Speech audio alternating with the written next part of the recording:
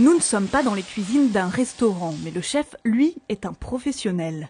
Au menu ce midi, gambas flambées au pastis, betteraves shioga, piraya et lentilles corail. Là, en fin de compte, c'est vraiment un mélange de couleurs et de saveurs. C'est vraiment un plat fusion, quoi. Fusion, comprenez le mélange de produits et de cuisine de différents pays. Miguel est traiteur à domicile depuis 5 mois. Il cuisine sous l'œil attentif de l'hôte et de ses invités. C'est bon. C'est bon, j'en ai une. Ouais.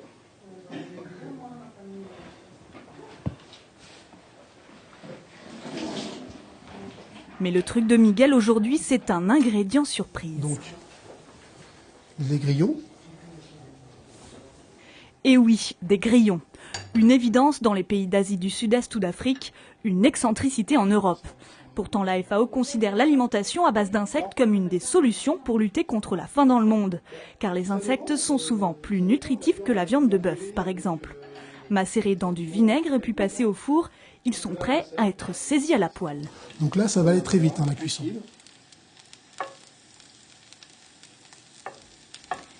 Miguel s'est lancé dans la cuisine aux insectes il y a quelques mois et il vient même de prendre la présidence de la Fédération française des producteurs, importateurs et distributeurs d'insectes. Là, ils sont croustillants. Là, c'est vraiment comme des petits biscuits friands. C'est vraiment super. C'est vraiment bon.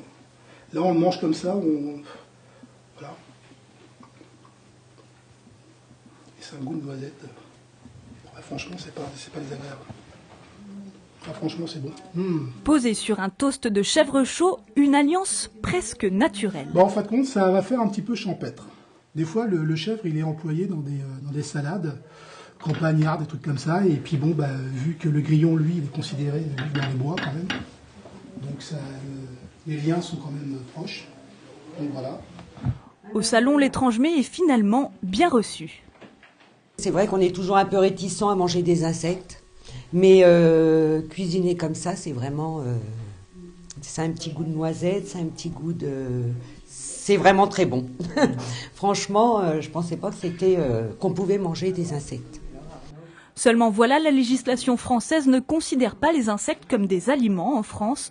La demande d'autorisation est en cours à la DGCCRF, mais en attendant, Miguel prend des précautions. Ça m'est arrivé de faire signer une décharge pour faire comprendre à la personne que moi, je lui fais déguster donc l'insecte à mes dépens, mais qu'il n'y a pas d'autorisation et ça peut être problématique, quoi. Au total, 1900 espèces d'insectes seraient comestibles, de quoi varier les plaisirs.